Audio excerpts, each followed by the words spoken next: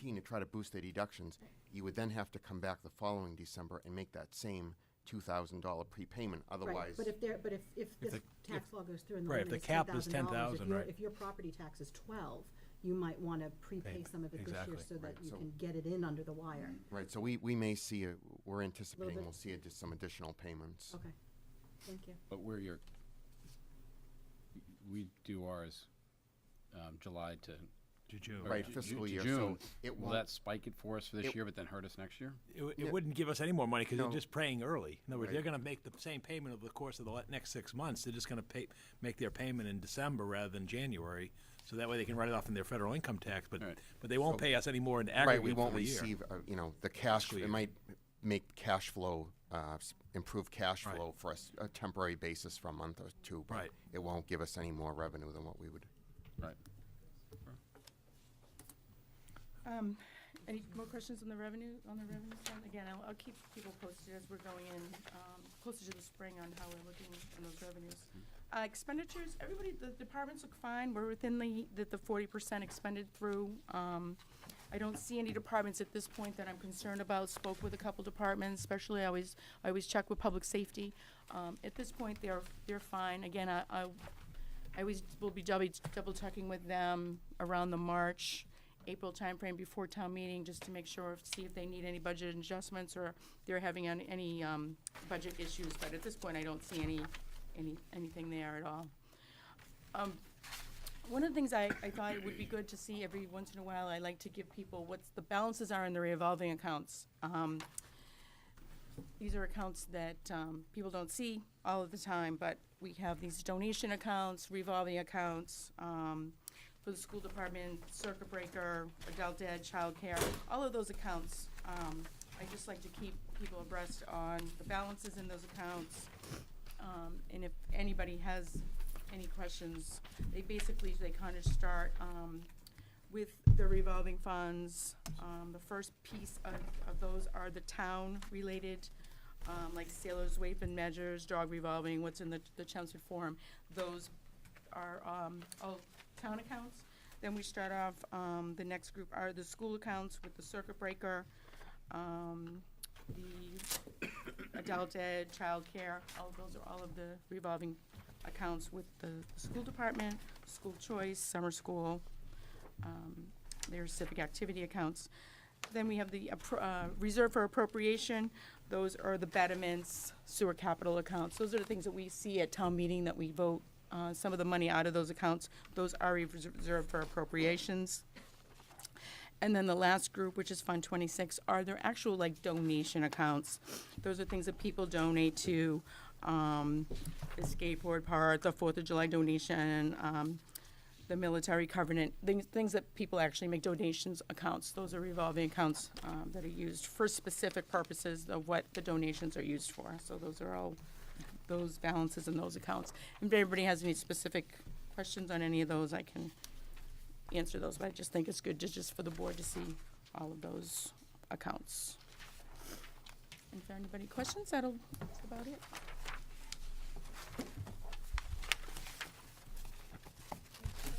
Thank you.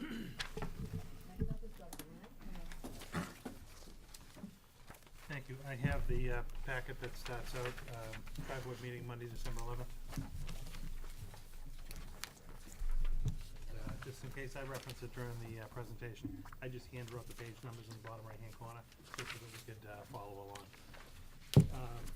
So a couple things, I'm just gonna touch on fiscal 2018, the current year budget. If you wanna flip to the third page of the packet, this provides a little bit of the detail that Joanna Johnson-Collins, our business administrator, provides for you. With regard to our fiscal 2008 budget, overall, we're really in excellent shape. As you know, over the course of the summer, we actually settled just about the remainder of our contracts. We still have one contract outstanding with our building custodians. It's a very small 9-person bargaining unit, and they're a brand-new group that's forming. So we're still in contract negotiations with those 9 individuals. That's our only outstanding collective bargaining agreement at this point. And earlier this fall, the committee took action to pay out the $604,000 in retro pay to the teachers for last year. And then we did transfers within our local budget to allocate the 2% COLA that was in a reserve account. Basically, we sprinkled that through the budget to the various labor accounts. But after all is said and done, our fiscal 18 forecast on labor is looking good. It's positive. No issues. And as Joanna actually points out, at the very end of the fiscal year, we usually bring in a couple of transfers to the school committee for offsets. You know, one of them is an offset to the school choice fund. And what we ended up doing last year, we didn't actually even have to take that offset because we had some savings accrued over the course of the year. It's looking at this point like that will happen again.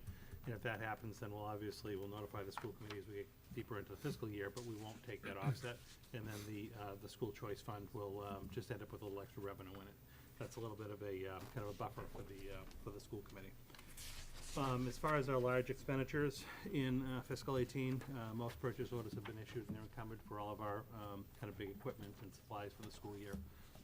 There were obviously different pieces of equipment and things that do get purchased throughout the course of the school year. Sometimes the science supplies, things like that, you're not gonna kind of pre-buy, you're gonna have it come in as it comes along. But we don't have any issues identified with really any of our non-personnel line items either. The local operating budget is in good shape. One thing I'll point out, and then we'll talk a little bit more when we get into fiscal 19, one of the things that we did see a decrease in this year is our Title I entitlement grant. So this is something that we get each year based on our enrollment and need as far as our free and reduced lunch accounts go. Those vary year to year, but we actually took a pretty significant hit this year of about $150,000 decrease in that line. So that's obviously something, it's a grant, so we're able to provide extra services at our schools based on how much grant funding comes in. But the reality is, over time, when you have an entitlement grant that's at a certain level and schools depend on those services, if the grant goes away, the schools are still kind of depending on those services. So we're going to be watching that as the spring progresses to see if that was a little bit of a kind of a blip, or if we think that the Title I grant and Title III grant next year is another one we're watching.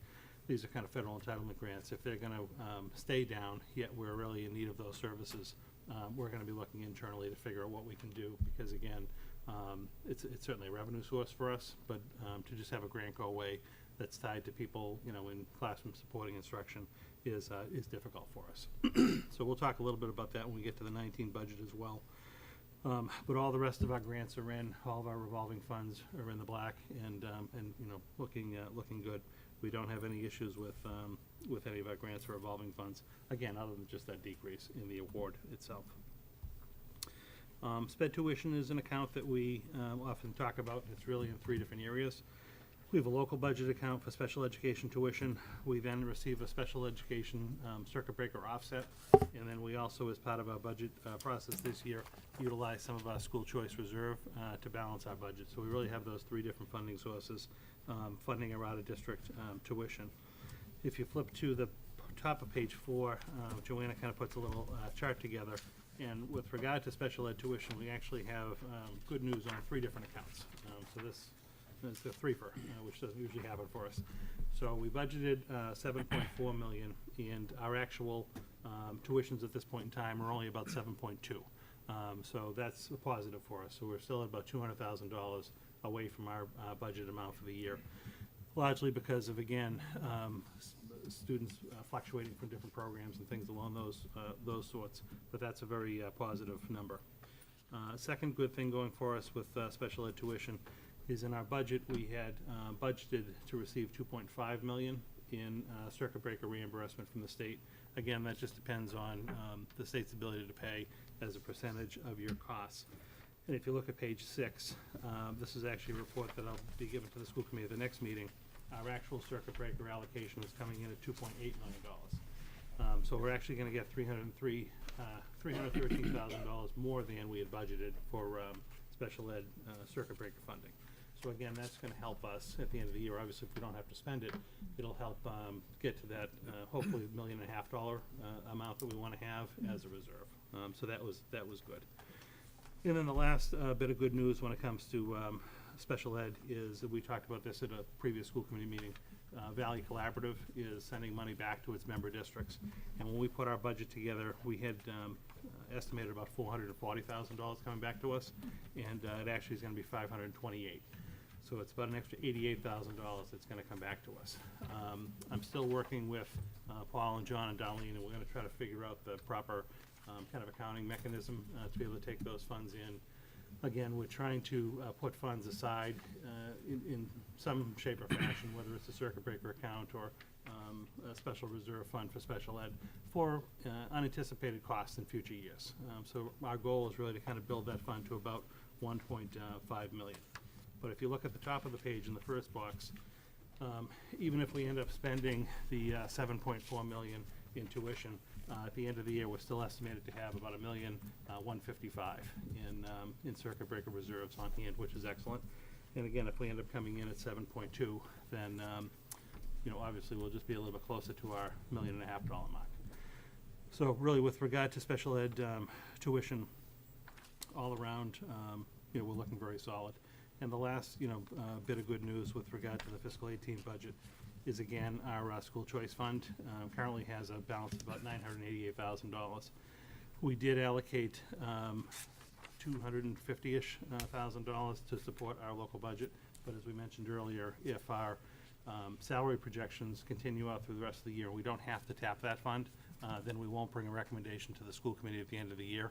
We'll allow the money to remain within the school choice fund, again, as an extra kind of reserve fund for the school committee. And but as it stands right now, technically that's at about $1 million, which is a good reserve fund for the school committee.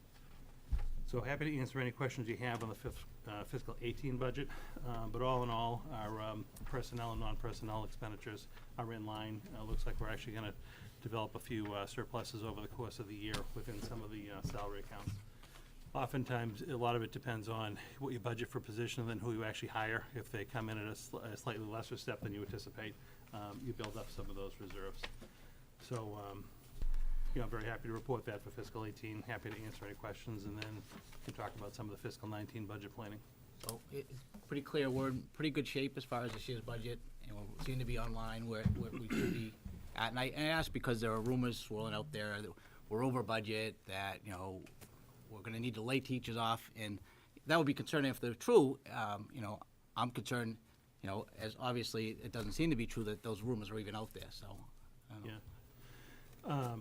They're not true. I don't know where the rumors come from.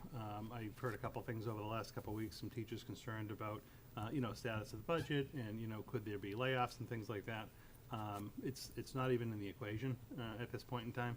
I mean, the only thing that would actually ever hurt the school department budget, and I think would hurt the town budget, is if you ever had like a 9C cut from the governor or something that actually cut, state aid coming to the district. Obviously, that'd be a different scenario. But assuming everything stays within our appropriations at the time being, no, we're in wonderful shape as far as fiscal 18 is concerned.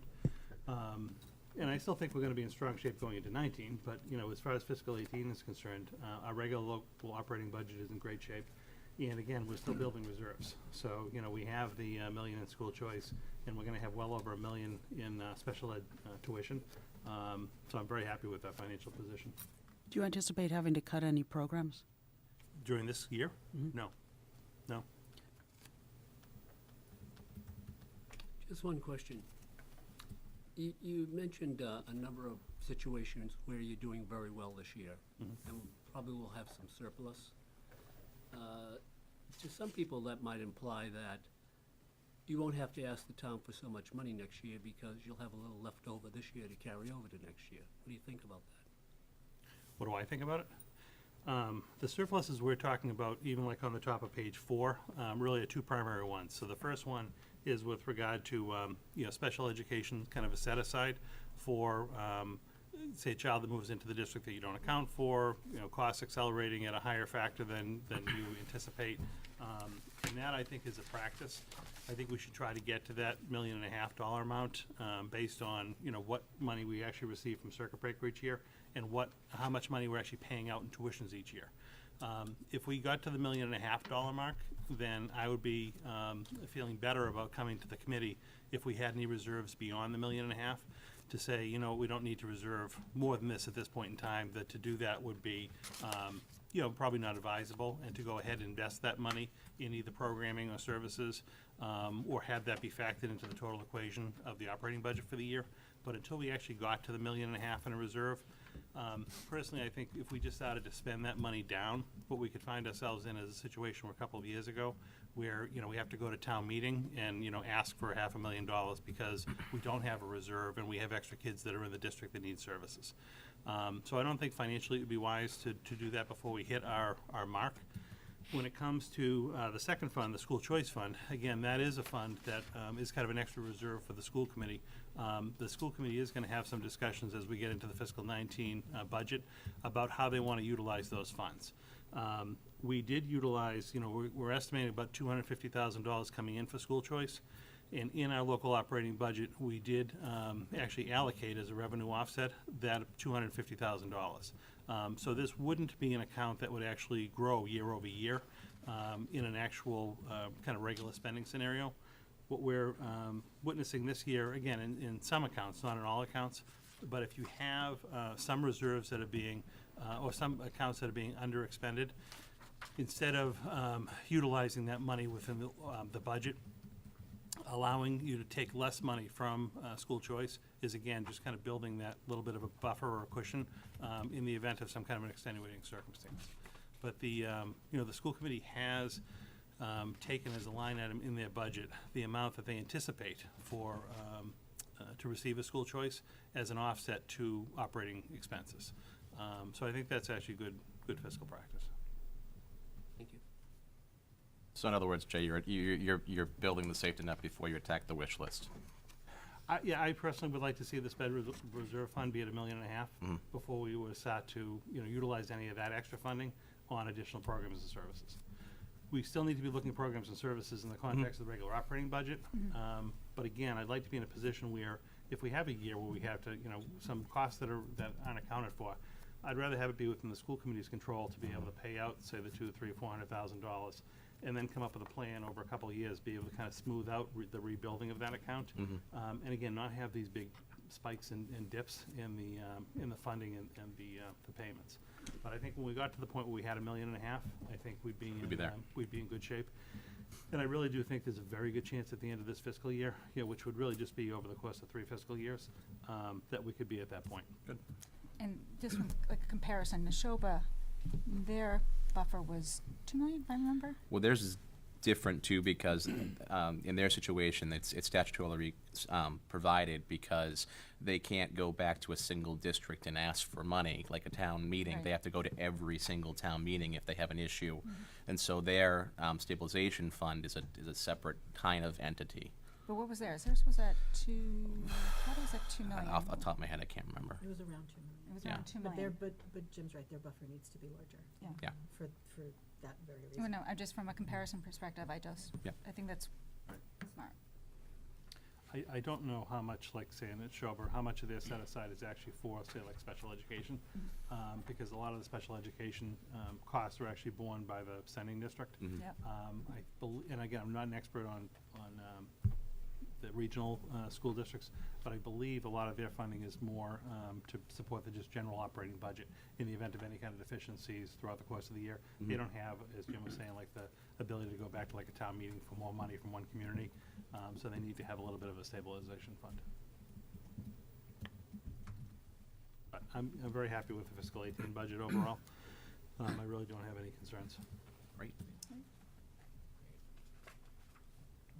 So as we go into, fiscal 19 budget development and planning, again, at the bottom of page 4, and then it kind of tips over to page 5. But this is what I actually covered on the first 2 sheets for you, pages 1 and 2. These are just some of the elements that are going to go into the budget that we put together. In our collective bargaining agreements for next year, they basically call for a 2% COLA. And the cost of the 2% COLA across the board for all school department personnel is about $842,000. That's a known cost that's already been incorporated. Step increases, if you look at teacher or any other kind of salary schedules, you have steps and you have lanes. Steps basically represent years of service, and the cost of those steps for going into next year is $648,000. Lane, again, is your kind of lateral movement. So if you have a master's degree and you end up getting a CAGS, or you get a CAGS and go to a doctorate, That adds about $145,000. We know within the regular education, transportation budget, we have a contract for next year that has about a $9 per day increase in cost. And when you factor that out over the number of buses that we run for the 180 school days, that adds about a $50,000 cost to our regular ed transportation increase. And then again, this is just a number at this point in time for planning purposes, but the Mass Office of OSD is the one that sets all the different tuition rates for the different special education schools. And we've been seeing year over year about a 4% increase. So that 4% increase right now is off of the 7.4 million that we have budgeted. And again, it's kind of a placeholder as we're going through the budget for costs for next year. Obviously, we're evaluating different students and their placements and, you know, taking a look at kids who are in the pipeline, as well as kids who might be actually kind of graduating out of some of our programs. But for this point in the year, we usually use that 4% factor for budgeting. You know, so right off the top, we know we have just shy of $2 million in actual costs that are kind of considered part of our just level service budget. And then if you flip to page 2, there's a couple of other costs that we're still trying to kind of calculate. We do have a special education transportation contract for both in-district students as well as out-of-district students that we're either going to need to bid in January or go out and to negotiate with companies in January. So we don't know what the cost is going to be as an increase to that yet, but we know there'll be some type of an increase in that cost. And then just some of the normal service contract increases. You know, we have some contracts with our cleaning companies, you know, photocopiers, tech support, things like that.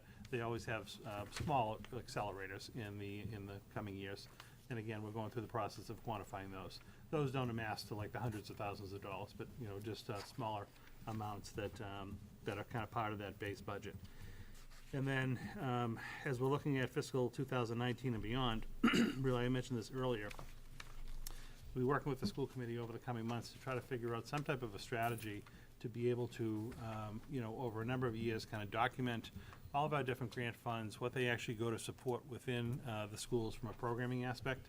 And then in the event a grant doesn't come in, whether it's entitlement or a competitive grant, but as a district, we're really relying on those services. You know, what is it going to cost us from another source? And then what could those other sources be? We've got to have those discussions because it's very difficult in, you know, the course of instruction. If you have let's say a particular mathematics tutor or someone like that who's working in classrooms, just because the grant goes away doesn't mean that the need doesn't go away. And we've got to find some kind of a strategy to be able to fund those things as they occur.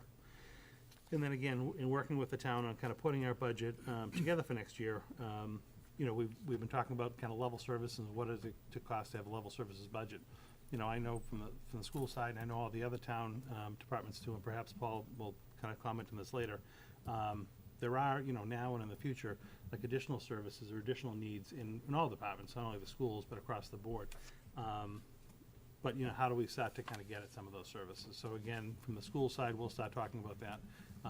And I'll be, you know, interested in kind of having that dialogue with the other boards and obviously the town going forward to figure out, you know, how are we going to move at some future date from a level service budget to being able to add some additional services. Again, not only in the schools, but in all departments, because I know people have some ideas for some new things that they'd like to do. And, you know, funding is the issue sometimes. So those are our big kind of drivers for the fiscal 19 budget. The very last page of the packet that I gave you, page 11. You just presented this at the last school committee meeting, just for the viewing audience. But the school committee, at their 2 meetings in January, on January 2nd and 16th, you know, we'll have a line item kind of dedicated to the fiscal 19 budget, so people can come and speak under public comment if they'd like to give some input. We may actually have like a little working session about certain items if we need be. And then at this point in time, I plan to give a recommended budget to the school committee on February 6th. That'll be the week after, you know, Paul gives the town budget. And then, because of the way February vacation falls this year, we won't be meeting the 3rd Tuesday in February. We'll be meeting the 4th Tuesday. So that would be actually the evening that we post for kind of a public hearing on the contemplated 19 budget. And again, we're going to reserve, because this happened to us last year with weather, we're going to reserve the first Tuesday in March as kind of a backup date, just in case we get pushed out a week. But just to let the viewing audience know what we're thinking about scheduling-wise for some public opportunities to be able to come and comment and ask questions and participate in the budget process. So, thank you, Pat.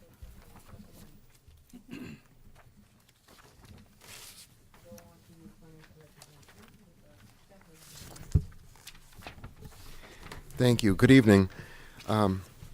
As you go through, as we discuss the capital plan,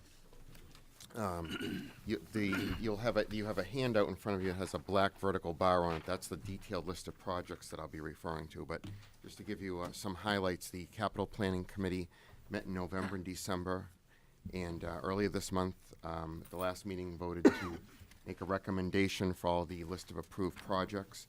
The committee had some difficult work. This year we received just over $4.8 million in requests from all departments. And our target, for our funding target was around just over $3 million. And so of course a number of projects were, some projects were deferred, others were, the funding amount was reduced. But we think the committee thinks it strikes a balance of, all the concerns. The proposed funding level for the capital plan is $3.28 million, as this shows on this slide. We have $180,000, just over $180,000 of recaptured funds, and you've probably heard me talk about these in prior years. What these are is, this is money that's left over from capital projects from prior years that have been completed, but they were completed under budget. So there are surpluses left in those capital project funds. And so what this will help us do is use that money to reduce the amount that needs to be borrowed. So if you deduct that from the $3.28 million, you see that the net amounts to be financed would be $3.1 million. Then going on to the next slide, this is just gives you a highlight by functional area. You can see municipal technology, $179,000. The town clerk's office, this is a record preservation and vault storage upgrade project for town offices. Just to hit some of the highlights with you, the library project involves recarpeting at a section of Adams Library. The public safety project involves radio. It's actually a radio upgrade to microwave technology, and that was necessitated by the fact that Verizon will be phasing out its copper lines. So this is something that will help both the police and fire communications. Public Works, you see, is funded at $750. That's really, as you look at the sheet with the details, mostly infrastructure type projects, road improvements, sidewalk improvements, and also drainage improvements. It's important to note that it includes $100,000 for drainage because, as we know, that was originally going to be part of the Stormwater Enterprise Fund, but that did not go forward. So Public Works is in need of that funding to complete some drainage issues. The public facilities for $203,000 includes it includes the replacement of the senior center roof, which is a little over 26 years old. It also includes the purchase of a wide area, very large commercial mower that will be used to mow athletic fields, and also it's a multifunctional machine. It will allow facilities to put an attachment on it and also use it as a snow blower for sidewalk clearing. So it's a multi-use machine. And then for the school projects, the two school buildings, I should say school facilities, but it's just over $1.2 million. Those actually involve two parking lot pavement repaving projects. The larger one is the Chelmsford High School parking lot. And just to explain to you, if you're looking down at the sheet, the reason it was reduced by about $340,000 is obviously was due to funding issues, but our Director of Facilities and Public Works worked out a schedule with school administration. So what this will do is this the $1,062,000 that you see on the sheet is going to fund the repaving of the rear section of the high school, which is where all the students and staff park and right next to the alumni stadium. And if you've driven back there at all, you've seen the condition of the pavement. Another $190,000 is included, and that's going to involve the repaving of the Parker Middle School. And if you've gone by the Parker Middle School, you've probably seen the condition of the sidewalks and the paving there. And then finally, the last item is $496,000, which includes 3 school technology projects, which is a network infrastructure upgrade, the next phase of classroom technology, which are the large video monitors like we're using here in the meeting room, and then finally $45,000 for security camera upgrades for the schools. So that kind of gives you an overview of all of the projects, and I'd be glad to take questions if anyone has any. John, a couple questions. On the roof for the senior center, Yes. can we reach out to Neshoba is that a project that the kids at Neshoba would do, and is there a process? Typically, they do smaller type community projects, and because it's done almost, it's basically a volunteer effort, like if they're building a storage shed or something of that nature. It's something, a job like that, it's a large scale job. They built a very nice deck area over at the senior center. But a deck is something that you could start and then stop and go back. Those projects tend to take a while, so as far as like trying to strip off a roof and then replace it, you just wouldn't have the number of people necessary to do that, you know, in a short time frame. Yep. And then my only other question was the school technology. Are there any Chromebooks? I know the classrooms, or a lot of them are going to the Google Classroom. Are those? They've purchased Chromebooks. That just doesn't come through as a capital project, but they have purchased Chromebooks though. Okay. I shouldn't really be speaking. I just wanted to know if for it, school, I but did. just know they've No, gone I through just with wasn't sure if it was, I for didn't the think it warrant. would See be the in a bills. capital. I just see them come through on the bills. I pay them, so I see them, but they do use the Chromebooks though. Yeah, no, we've been using a lot of them. Even like this summer, we purchased a lot of cards for the different schools. This is more really infrastructure type stuff. The Chromebooks probably don't have a 5+ year life expectancy, so they don't qualify under the capital plan. These are really to upgrade 3 of our networks. I know it was the McCarthy Middle School, and 2 of our elementary schools. I just forget which 2 out of the 4. We had upgraded Parker last year, and through the local operating budget and through other sources, we're trying to do the purchasing of the Chromebooks. But they've gone over very well. And the Chromebooks, is that in the operating budget to purchase Small more of them? amounts. Again, Small it's amounts? something that we would like to be able to add on to, just because we've been getting such a good return for them. Yep. And again, they're becoming more and more necessary just as we're doing some of the state level testing. On the capital, we're really trying to get the infrastructure up to be able to run everything properly. And then we really do need to add the devices, but the devices don't fall under capital. Okay, thank you. The third item on the list, security upgrades, IT security upgrades, is that pertaining only to the school system or to the town-wide system? No, the item number 3, that's for, that's actually town-wide, so what that relates to is, that's some switching equipment and things that are necessary for, in recent years, we've been adding more and more security cameras across the town. So that's equipment that will allow our municipal IT staff to have more cameras. And particularly, it's been sort of a police concern that in a few of the recreation areas and places around town, I know the boat ramp and other places that can be sort of isolated. This will allow our IT staff to to provide more security cameras. Will any of those be the open space area, the parking lots for the open space areas? I believe, let's see, it was the 3 spots that, the 3 locations that I recall were the boat ramp, and then Roberts Field, and the McCarthy Turf Field. So this will allow our IT staff, you usually have to have switching equipment and things of that nature. So based on recommendations from our police department, our IT staff is trying to add some more technology to try to accommodate those cameras.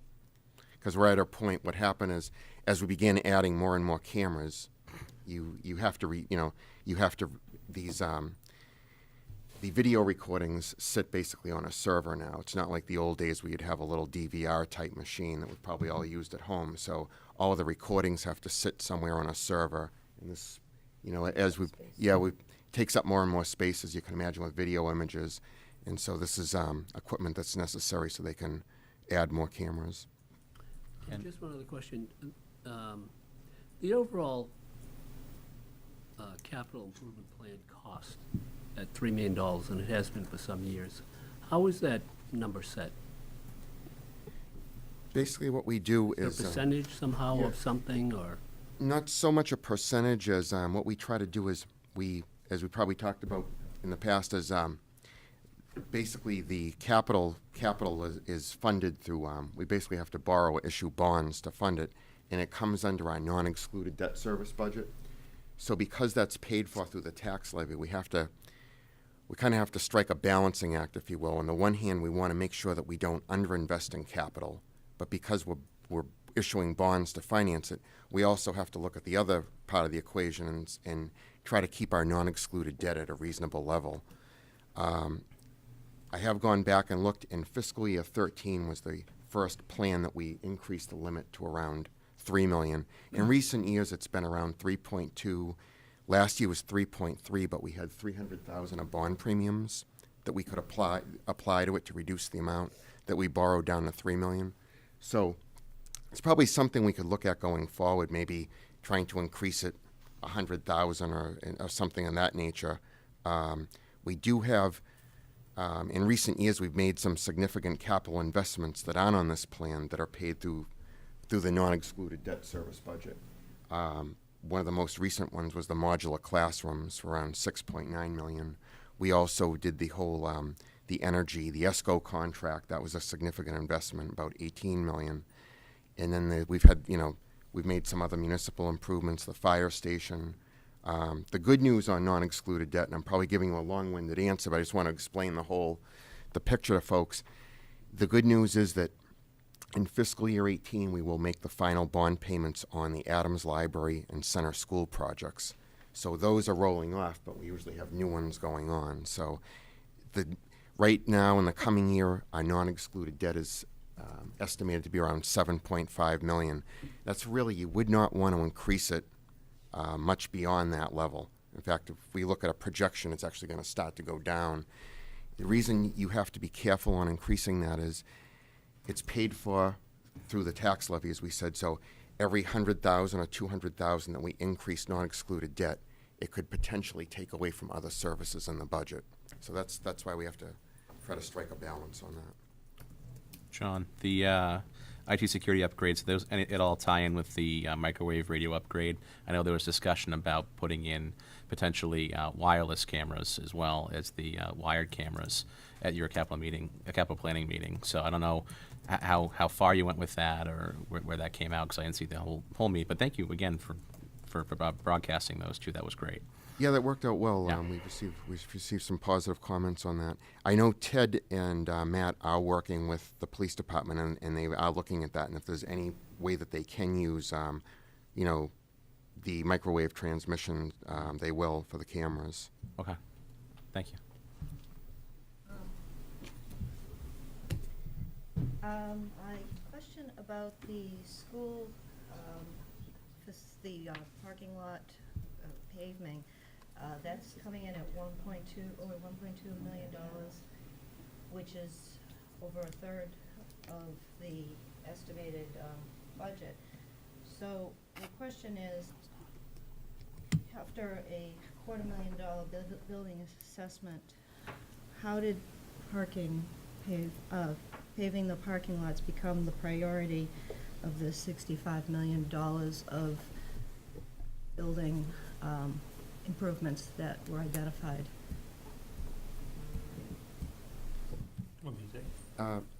You're welcome to add anything if you like.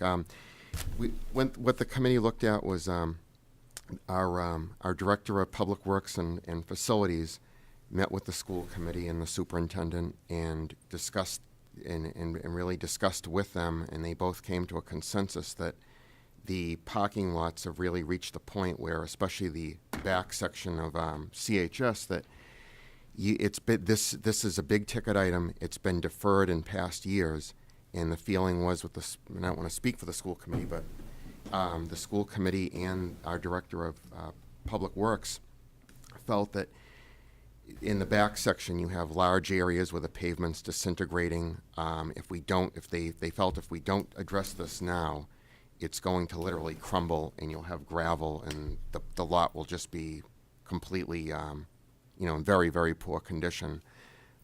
Parker has a number of cracks, and the sidewalks are in poor condition, and the parking lot.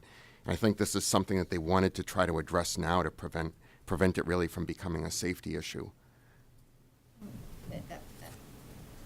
Well, you're also like renting out so we're also renting out the football field for various sports.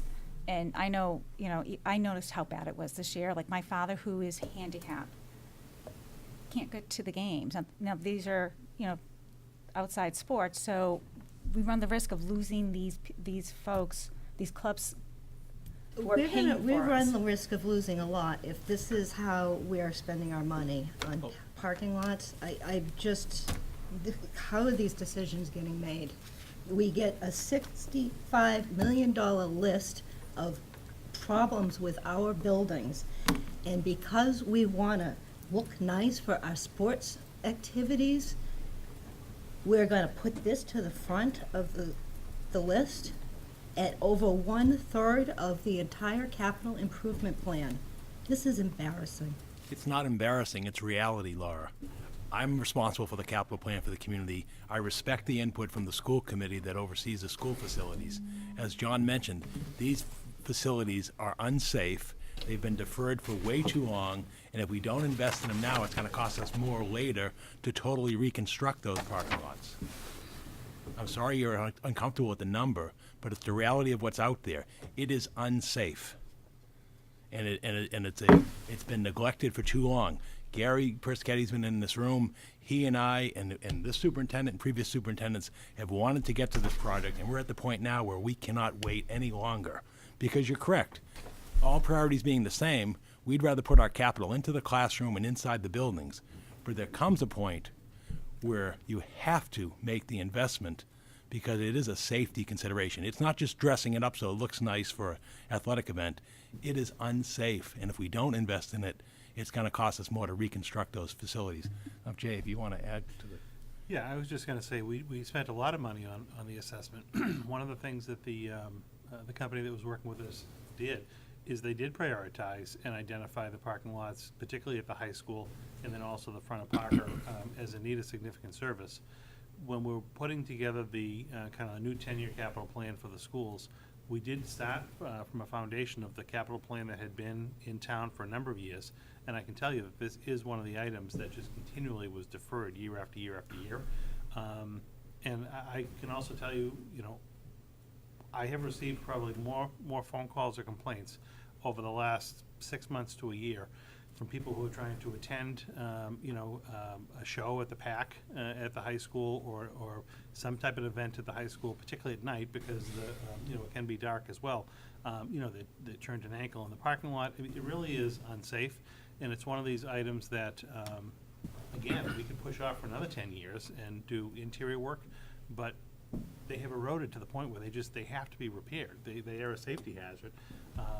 I think again, it's a big number because it's gotten this far along. There's never gonna be a good time to do them. We did spend a significant amount of money last year on the interior of the buildings, and we're gonna shift our focus for this year and try to resolve this. Again, it has been a deferred project year after year after year, and we would like to tackle it this year and get it behind us. John? I think, just one other quickie. Sorry, yeah. The other thing that went into effect is even under the capital planning and whether we do a 5 or 10-year outlook on schools, the high school itself, that property, and even the Parker, were part of any long-term plan we had. So this wasn't an issue where if you replace the parking lot now, that might not be a school in 5 years or 10 years. Those were always gonna be schools. So it wasn't like putting money into a school that might end up switching in a couple of years. That went into the factor as well. Why did you, and you still think that even though Parker has more requirements for the capital improvement plan than any other school, that it will be the school that you want to hang on to? The Parker would always be utilized. I mean, again, under whichever plan we ultimately move forward with, there could be like a different grade configuration or a different use for the school, but Parker was always going to be a school that was going to stay in service. Parker wouldn't come offline. It'd be- though it will cost twice as much to bring that school up to code as it will some of the other schools. That was my question. If you look at the assessment, that school is having a lot more problems than any of the other schools. So I'm just asking if you Yeah. still think that's the best school to, I do not see Parker coming offline. okay, thank you. Can I ask a quick question too? When you redesign the parking lot at the high school, does any of that incorporate any change of the layout to change the traffic flow or the? Because I know with 4 boys having now gone through that school, we have bumps on cars because of the way that pattern is in the morning. And I'm just wondering, are you addressing the layout? I honestly can't speak to that. I don't know if Gary would want to. I know, I mean, I don't want to put words in Gary's mouth. Yeah, you gotta come up there, they'll be able to hear you.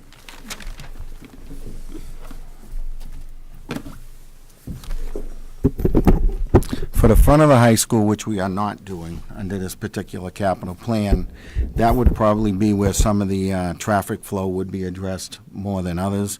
As far as the rear goes, the talk has been, speed bumps have been added this year, even though we were doing it because we want to take care of a safety concern. So we've invested money into that lot over the last few years. That probably is more, in a way, bad money than good money, but you have to stay current enough where people are not falling and getting hurt on a regular basis. With that said, we will be working with the school itself and the principal because some of the things that have been talked about, nothing has been etched in stone or even worked out at this point because we haven't passed capital, is simply, years ago we used to draw a line and separate teacher parking from student parking. Al could probably speak to, at one point in time, we had marked parking spaces.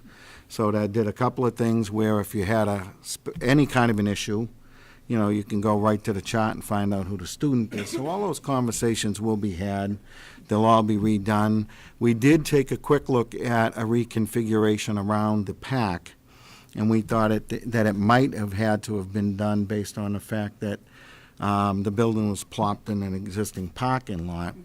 But it was actually taken care of at that point to what we considered the 2006 renovation. So we don't see much that way. We plan on, refurbing the islands the proper way. A lot of the expense, too, with this is because we're doing all granite curbing. We're doing all new sidewalks, which needs to be done, to be honest. And just to answer a question for you, Laura, is simply, this is a $2 million project. And the reason why it was down in the 1.5 range is because DPW will be doing some of the work.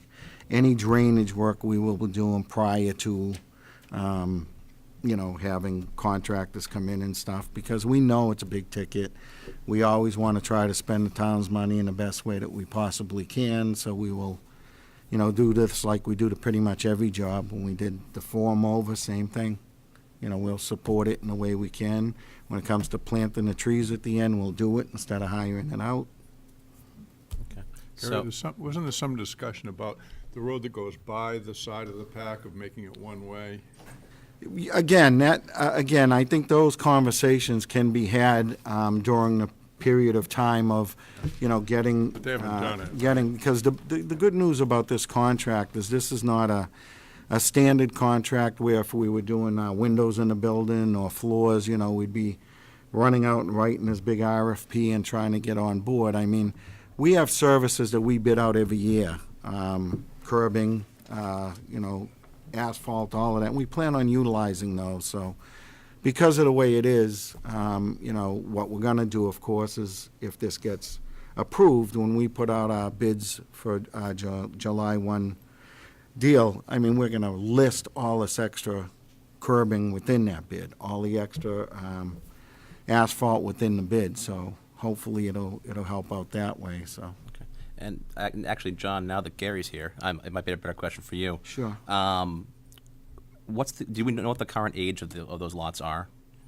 Well, anything that was done during the renovation and the PAC being added would be between 204 and 206. But the lots were put in a little early, so I'd put them in the 204, 205 range. The existing rear lot is as old as the school as far as I know. I'm on my 19th year.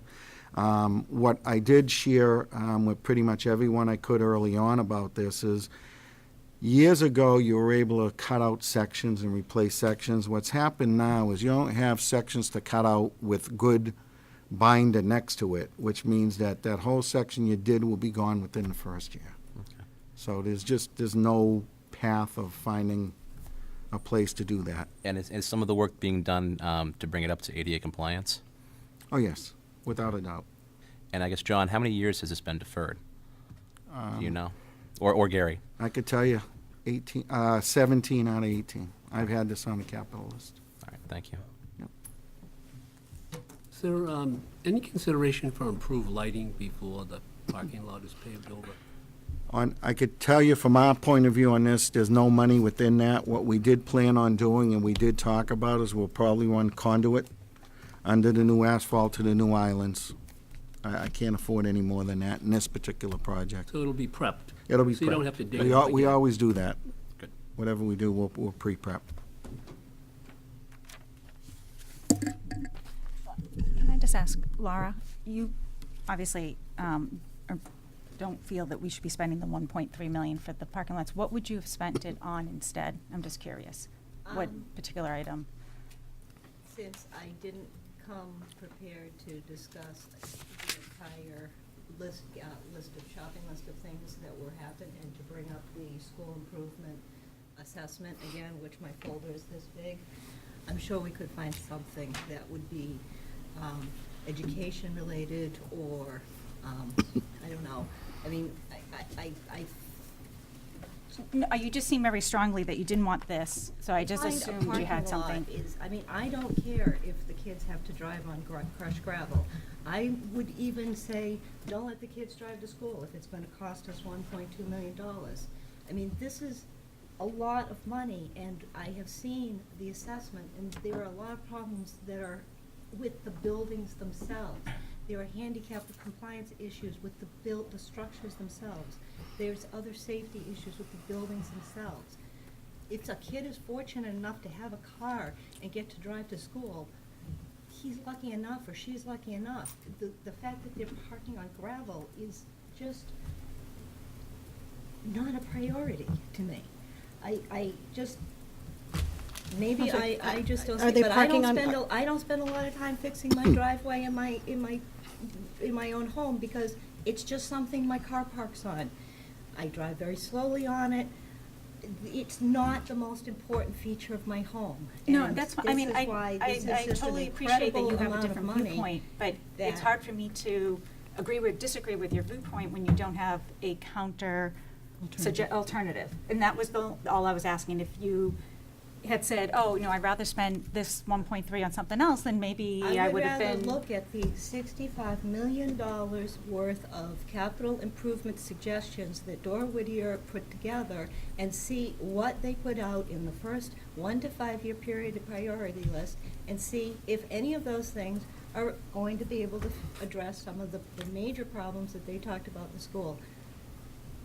That would be what I would like to, and that would be a different discussion, that people I outside of the school totally committee agree, were but not in order for invited us to that utilize our part of the time discussion. efficiently, it would have been helpful if you had come in here and, again, I've certainly been open to hearing that, but, I get that, and I was just asking what your alternative was, so we can put it on the table, because that is why we're all here. But No, was just- that would belong in the capital budget meeting, so I didn't want to waste everyone's time by having that meeting. Right, that's true, it would be, the time to discuss it would be at the capital improvement committee meeting. Any other questions on the capital improvement plan? Okay, thank you. That's all, and we'll talk about, Thank you. going forward. Yeah, take some time to step back and also just sort of give an assessment of where we are, and hopefully to be helpful over the next few months as we head into Springtown meeting. In terms of looking at where the budget is right now, for FY18, we're running a $128 million operation. As you can see, we're funding the schools at $57 million, or 45% of the budget goes towards schools. The next biggest expenditure in our budget of $23 million, or 18% of our budget, goes to benefits and insurance. Debt service is next at 11% of our budget, or $14.4 million.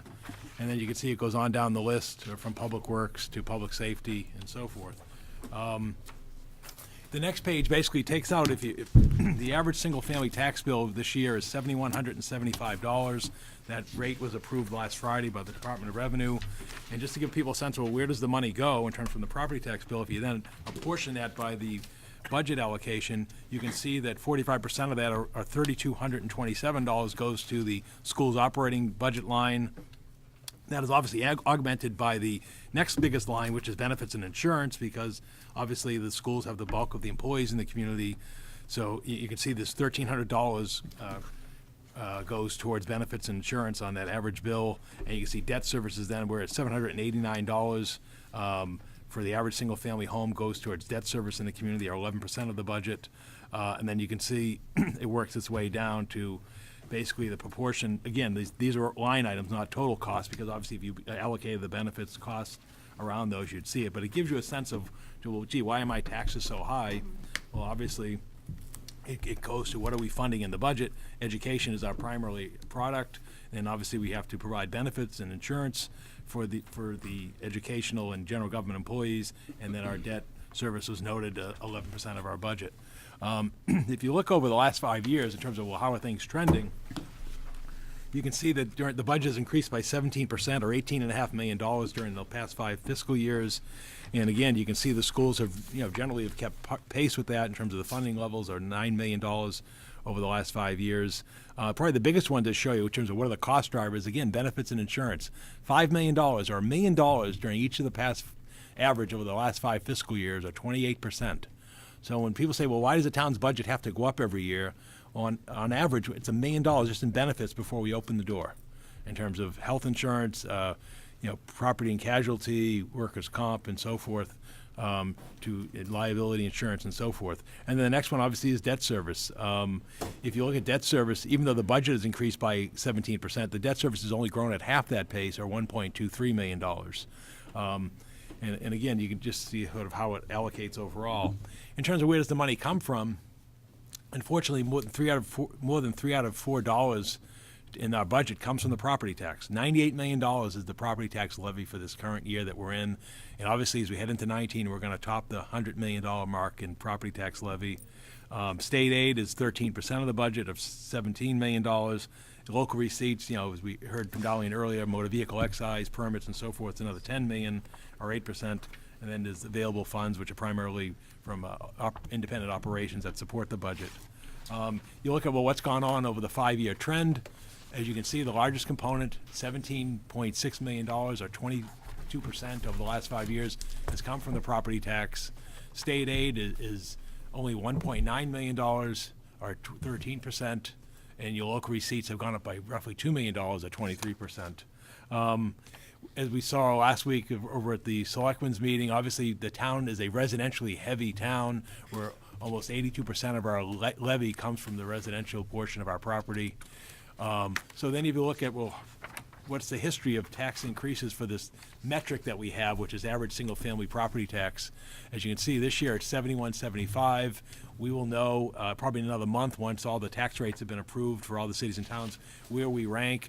Number 1 would be the highest average single-family tax bill in the state. That belongs to a community like Weston. And obviously you get down to 351 cities and towns.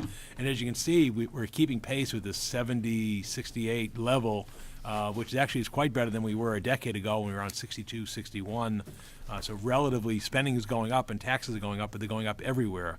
And you can see over the past 5 years, property tax has increased by almost 24%, or $1,376. So again, so really what's the culprit here? It's certainly that the residents are paying this year in property tax. The real story and the real issue that I think needs focus is we're receiving inadequate local aid, not just Chelmsford, but all cities and towns. The partnership with the state is not keeping pace with the reality of what it costs to run government operations. If you look at Chapter 70 education, you can see in the past 5 fiscal years, it's grown by 7.92%. That's an annual increase of less than 1.9%. And if you do compounding, you can see how inadequate that is when we talk about $1 million in benefits per year. Never mention the cost that the superintendent went over in terms of cost of living increases and so forth, and special education costs. So you can see that that level is, over the past 15 years, less than 1.9%, or a third over a 15-year period. Unrestricted general government aid, which used to be known as lottery and additional assistance, you can see in the last 5 years that's gone up by, $700,000 or 18%. However, if you'll go back 15 years in funding, we're actually receiving 19% less, or $1 million less in general government lottery aid than we did 15 years ago. And again, even if the unrestricted general government aid had kept pace with the insufficient level of 1.9% of the Chapter 70 funding, we'd have an extra $3 million today in state aid. So then when you look at how it then translates in terms of the proportion of the budget, if you went back, 10 years, the budget was funded by 15.8% by state aid, or if you go back to 2003, 15 years ago, it was funded almost 18.5% by state aid. Now we're down to 13.2%. So again, when you only have a $1.8 million increase in state aid over the 15-year period, of 12% over 15 years, you can just see that the partnership, and we anticipate it's going to happen again, when they give us $30 per student, $150,000 just doesn't cut it when you look at the cost for special education, regular education, transportation, all the things that Dr. Lang spoke of earlier. When you start looking at other communities, you can see that Chelmsford is faring, as we know, less than our counterparts. And again, it's because of the nature of the Chapter 70 education funding. It was based upon growth communities. So right now, we're still at $10.9 million. Where you have a community, such as similar population, are obviously millions ahead of us. Going on to the priorities, now that we've sort of done the assessment, obviously priorities have remained unchanged. It's education, it's public safety, which includes public works, capital infrastructure, and public health and human services. You look at the school funding, and here's another interesting tidbit. You can see that for the bottom there, our required net school spending for this year is $48.8 million. We're obviously funding at 67 or 38, 39% above that. But the interesting number that jumps out at you is you look at the FY18 required net school spending by the state in terms of the foundation budget is $48.86 million. Go back 5 years, the state says we should be spending less today than we did required to spend 5 years ago. If you go back in 13, the required net school spending for Chelmsford was $48.99 million. So obviously, these metrics that the state has out there in terms of funding levels and foundation budgets just aren't in the sense of reality of what it truly costs to educate our children in the community. Looking back at enrollments and staffing levels and so forth, I mean, what you do notice is that obviously the enrollment has declined over time, although we did get an increase in 18, and I expect that's probably attributable, seeing the numbers, to the kindergarten full-time, because as you know, prior to the full-day kindergarten, parents would often only put their kids back into the school system at first grade. We're now capturing them at kindergarten level, so you see a slight uptick in our enrollment this October 1st, and you can see, the number of teachers have stayed steady the last year.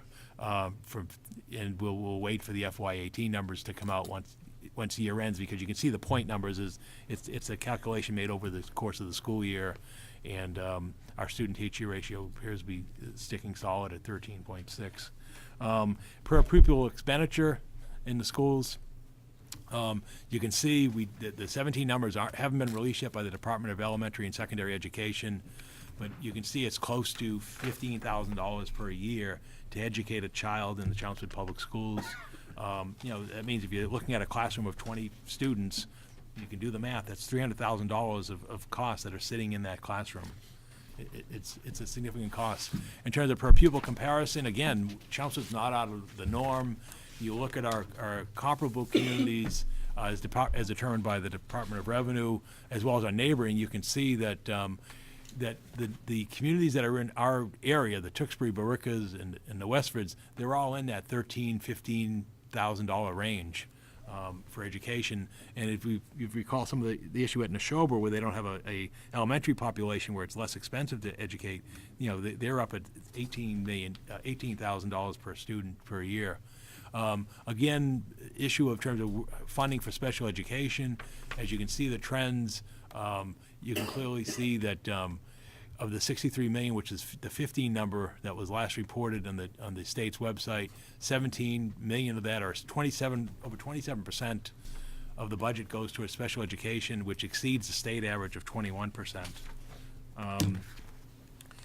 You then move on to comparisons. Again, you want to look at how are we faring to our other communities. Chelmsford certainly is not, we're up there. If you look, again, the 15 data, that's the most recent data available, we're expending at 27%. You can see comparable communities and our neighboring communities are spending less than that. So clearly, special education isn't underfunded in town.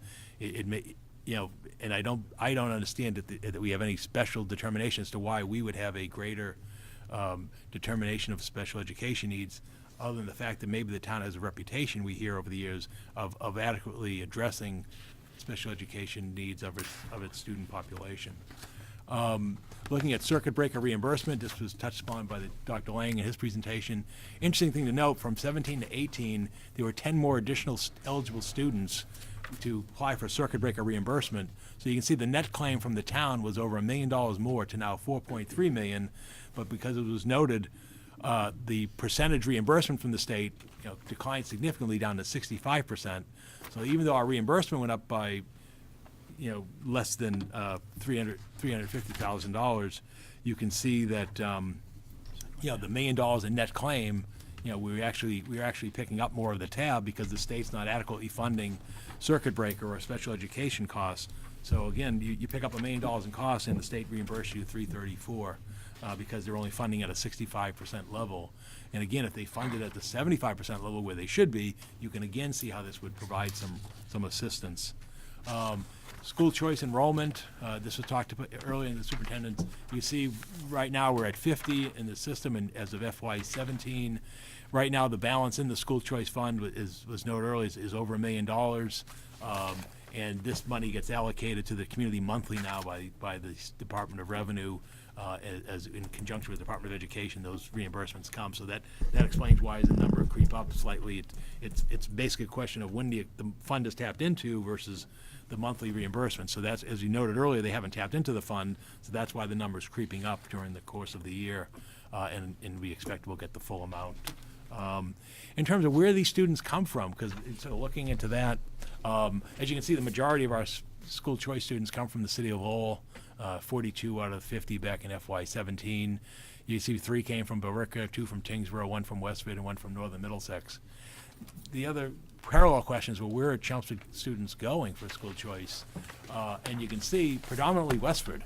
Of the 34.4 students identified under the state's program, 18 of them go to Westford, 4 to Tingsboro, and then I think the others are scattering, probably depending upon maybe where their parents, who may be educators, are going. Because when I look at 2 to go into the Neshoba School District, which is out in Bolton, I don't think that's because they couldn't find a program closer. It's probably somebody's parents of their educators. But that just gives you a sense. And then also at the bottom of that slide, you see that we also have 109 students enrolled in charter schools, and our assessment on that was $1.58 million.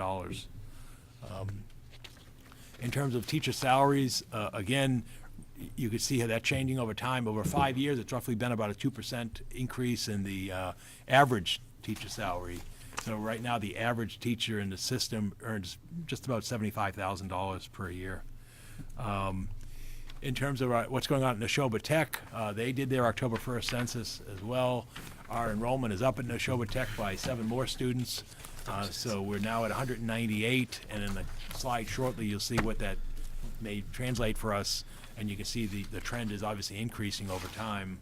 The other thing we look at is general government FTEs. We're still about where we were 10 years ago at the onset of the Great Recession, when we had those mid-year cuts, which was a decade ago, at roughly 244 FTEs.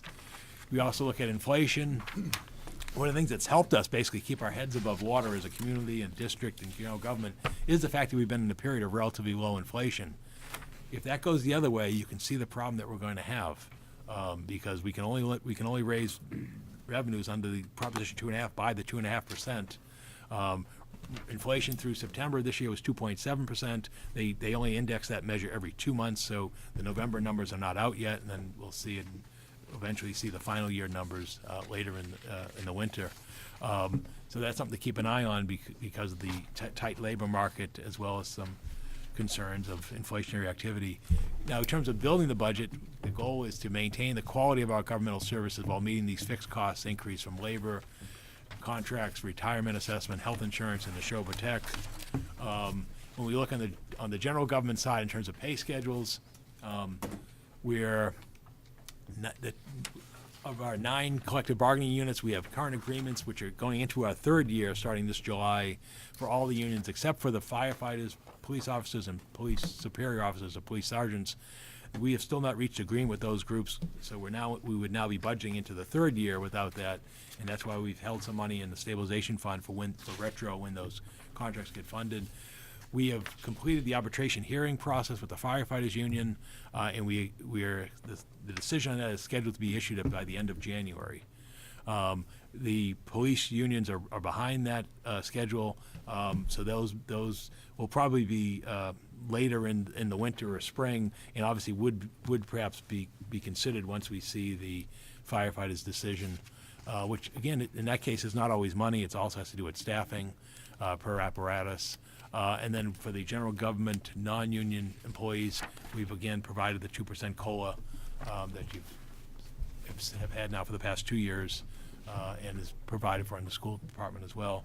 The other big number, again, talking about Neshoba Tech, as I mentioned earlier, the enrollment went up by 7 students, up to 198. However, the district's total enrollment went down to 656. So therefore, as we'll see the budget developed by Neshoba Tech that will be released at the end of January, the town of Chelmsford's share will increase from 28.36% to 30.18%. So what that means is we're going to have the increase in their budget, but we're also going to pick up a larger proportional share because we also pick up a portion of their debt service, their transportation costs, and above minimum, that even if the budget were staying flat, we're going to pick up costs because of the fact that we're a larger proportion. So at this point, we're carrying a number of $275,000 towards the Neshoba Tech. For the county retirement, we have the number for the FY19 assessment. That's $8.33 million. This is an increase of 6.47%. Obviously, much greater than inflation, much greater than over $500,000. And when you break down where does this assessment go to and what's it comprised of, you can see that the payment will be the 8.33 that I mentioned. 6.87 million of that is the payment on the unfunded pension liability in the retirement system that will be with us at least to the year 2037 at this point. And unfortunately, you can see the trend, and look how that is growing. The $500,000 per year is not out of the norm. You just look back. You're basically seeing these numbers increase, and unfortunately, we'll be okay because the market is good. But the problem is that you can't. Right now, they're relying on a return of 7.685. John, is that what it is? Yeah, just over 6 3/4. Right, which we know is not a realistic return. So there is continued discussions in the retirement system of lowering the expected rate of return, which obviously would have an increase in the level of assessment, because otherwise you're going to hit that wall where we're only 55% funded, and pension reform and unfunded liability began to be addressed in 1998. And so you can see how that problem is causing a real cost where we're paying that amount of level where our normal cost for retirement is $1.3 million. It's a real tragedy. Health insurance. Right now, as we sit here, the best estimate that we have is that premiums will go up about 7%.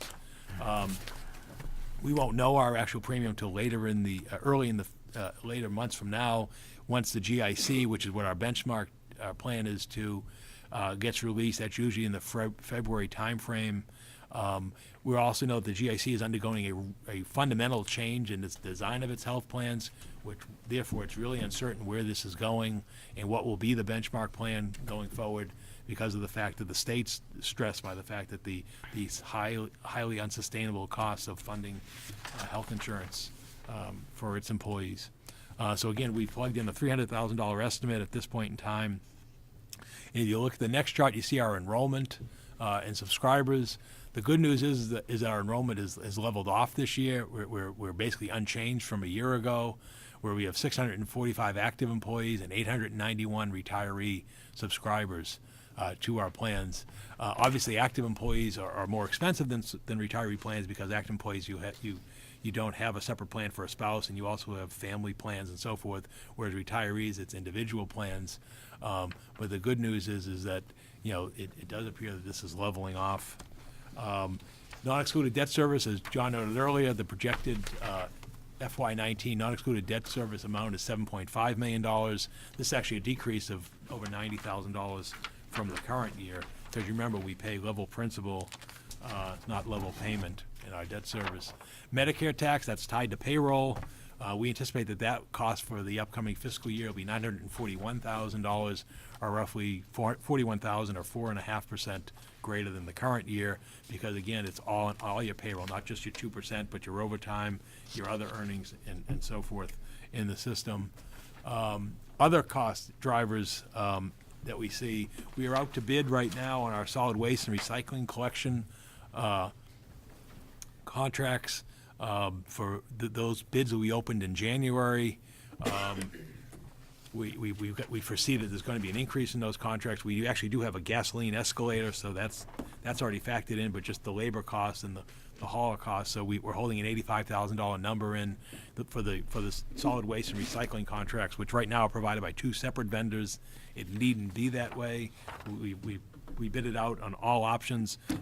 One vendor for recycling, one for solid waste. It could be both. It could be with carts, automated. It could be without carts.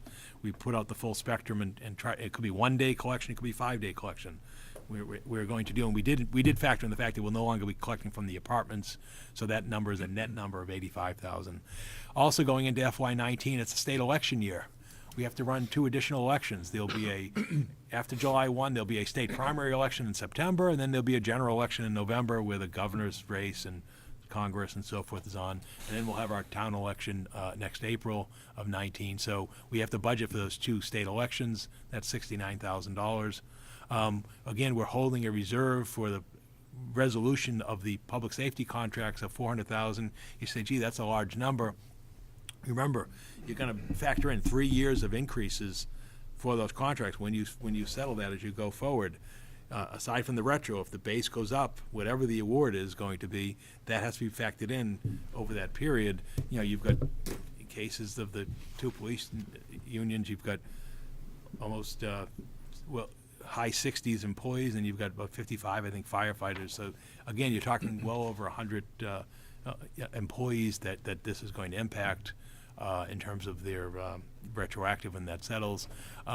We've got a $65,000 for additional building maintenance realities and costs, expenses that are going out there. And then the other thing that we have to carry in, which Darlene just talked about the budget for this year and the discussions, the state under municipal reform changed how they fund the overlay account for tax abatements. Under the old method, you would set aside an amount every year, and that was a standalone account. What the state has gone to is it's now a consolidated overlay account, which means you have to have a one overlay fund, roughly $1 million in our situation, that covers the abatements and the senior work program and refunds and so forth, that for all your outstanding taxes. So what that's going to mean is there's going to be a fluctuation depending upon abatement activity in the year. And this year, I'll turn it to Darlene to explain to you what happened this year and what the caution is and why this number is going up by $425,000 next year. Thank you, Paul. Again, doing the tax recap, again, I said we were at our levy limit, so I actually had to reduce down the amount of overlay. In talking with the chief assessor, he was comfortable with the number. We only went with 322. What the DOR is doing now is they want us to, but they take us at a 5-year average. Our 5-year average for the year would be about $950,000, the amount of the abatements that we give for every year. So they really wanted to see us putting in that amount of money. When I actually put that much in, and then calculate the recap, it put us over the levy limit. I would have had to raise the revenues. I couldn't raise revenues any more than what I already have done, so I put in the $322,000 for overlay. Got a call. The DOR accepted it, but called me to have a discussion and to be cautious, because they don't want to see us go down a couple years doing this and then end up with a structural deficit in our budget. So they were just giving me a heads up and a warning that they're watching us. They made a suggestion that we do $400,000 to $500,000 next year for overlay, and I think we would do that. Again, I'm just cautious about where we are with how our revenues come in and how much we can actually put on the recap, because this is where that amount goes for next year, to make sure. We really do need to make sure that we do have a good amount in our overlay account. We should be looking at about $1 million a year in that account. Because if you didn't do it, what would happen is you'd have a surplus, which the assessors would then deem to be surplus, and then that would go to the general fund and come back as free cash. So what the state's doing is saying, now, we don't want these surpluses, and so we're treating it as one fund. But again, you gotta recognize that. So basically what we've done this year is we took the adjustment this year to avoid the surplus, and now what they're cautioning us is, well, now make sure as you plan for FY19 that you're budgeting the recurring expected amount from that fund in a given year. Right. So that's basically what it is. So that's why we've increased that amount by 425, which would bring us up to the 5-year average. So again, prior to the change in the law, we would have funded the full level, then we would have had a surplus, and then it would have been circular. So this is basically knocking it out, just doing one fund over the years.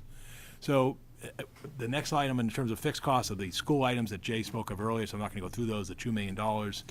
So when you pull everything together on one sheet, you're at $4.3 million. The $2 million in the fixed costs that Jay described earlier, the $1 million on the previous page I just went over, and then the Medicare and the health insurance, the retirement $500,000, the Shoba Tech, $275, and the general government pay schedules $250. You're at $4.3 million. When you now go on to, well, what's available on the other side, the revenue component, if we use the tax rate was just approved and certified by the state last Friday. We now have that number in terms of what does that build in for 19. 2.5% is a mathematical exercise. If you've got a $93.6 million base levy, that gives you $2.3 million and 2.5% allowed increase. And then new growth. Let's take a moment here. We're budgeting $1.4 million in new growth. That's not an unrealistic number. I mean, it's not a conservative number. If you look at the actual new growth for the year that we're in right now, it actually came in at $1.25 million.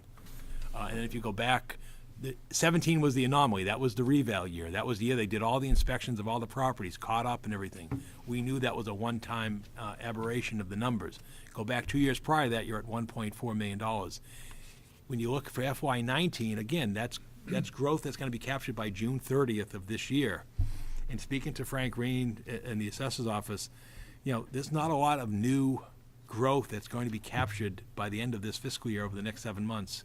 If you look at what's out there, there's been a lot of talk about permitting and activity, but not a lot going on right now in the winter, and even things that are under construction, such as the Mill Road apartments and so forth, those are likely not going to be significant numbers by June 30th, nor have other projects that have been permitted, such as in the center behind by the rail trail. That isn't even, no shovels in the ground and so forth. So when talking to Frank, he thinks that 1.4 number is a solid number, and again, it's certainly not overly conservative. In fact, we had 1.4 in this year's number, and we came in at 1.25. So again, we're trying to be realistic with what's available there in revenues. In terms of state aid, again, we won't see the governor's proposed budget, which kicks off the process till the third Wednesday in January. He'll announce it at that point.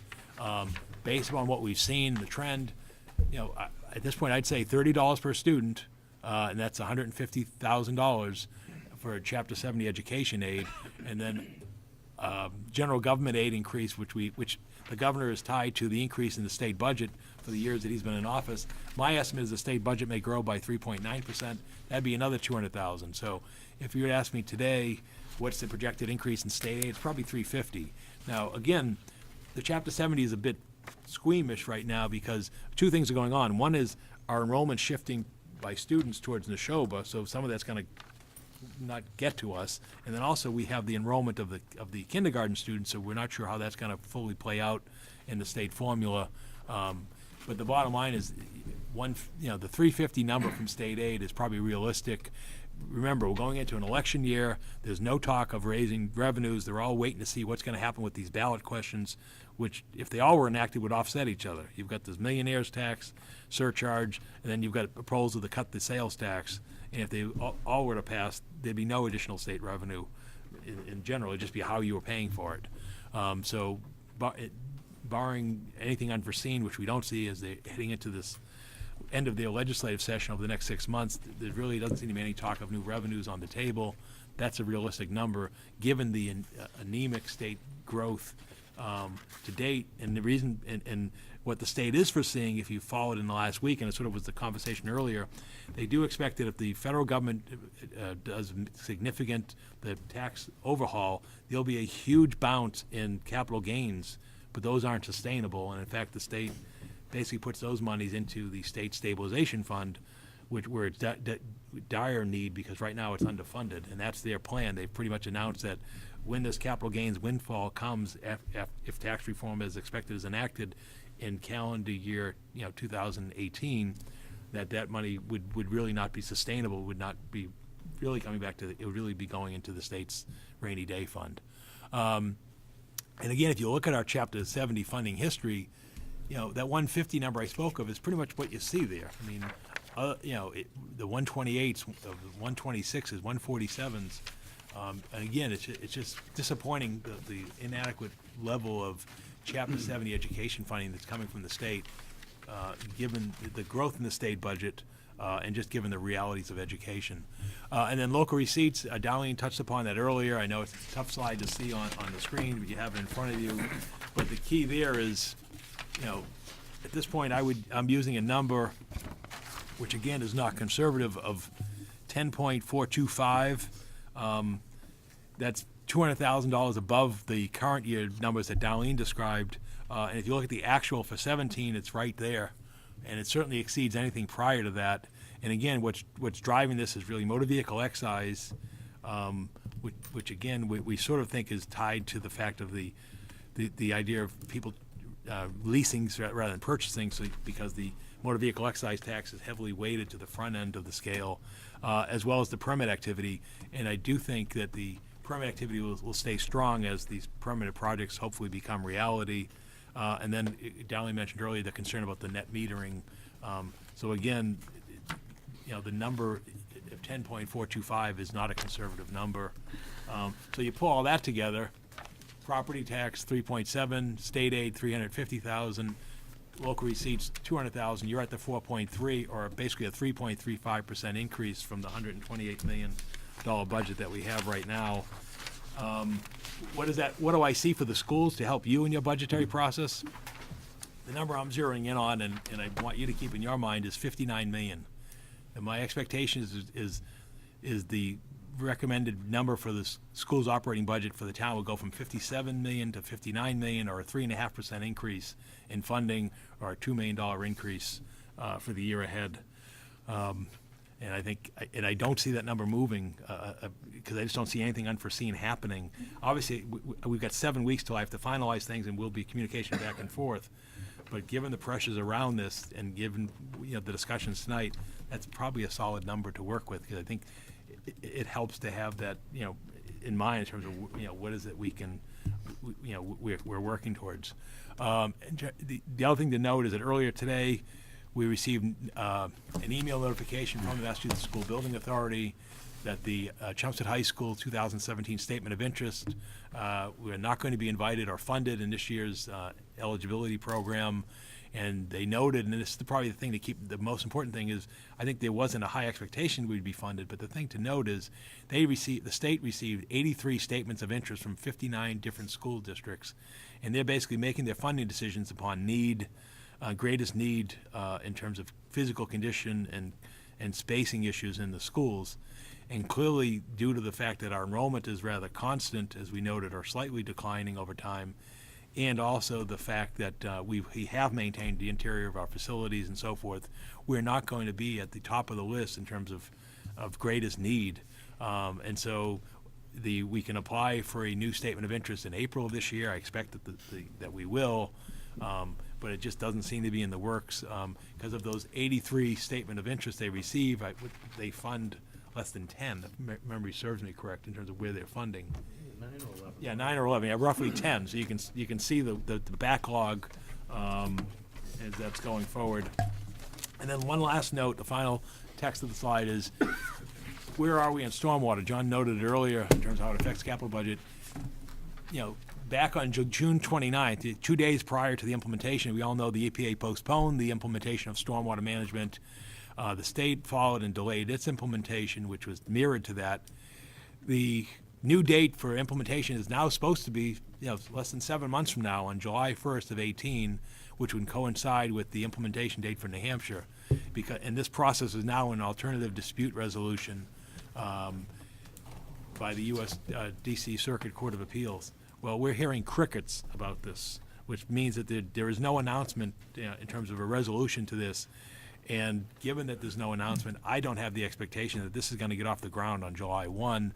One is because of the philosophy of the administration, the new EPA director down in Washington, in terms of mandates and regulations. And second, if they are going to fund it, they've got to give you lead time. And if they were going to implement it, they should be out talking to us now or within the next several weeks to give you the lead time, because not only Chelmsford, but all these other communities in Massachusetts, New Hampshire, are going into the budget and town meeting process. So I just don't see that happening. So the final step is where we go from here. Basically, in 7 weeks from now, in the end of January, I will release my proposed FY19 budget, and we'll move from there, obviously, through the Finance Committee hearings until town meeting in April. So thank you for your patience through that presentation.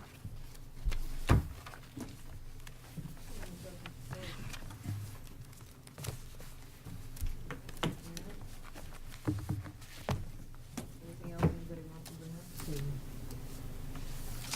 If not, I'll entertain a motion to adjourn. Anybody want to do that? Adjourn. Second. Okay, all in favor? Aye. Thank you.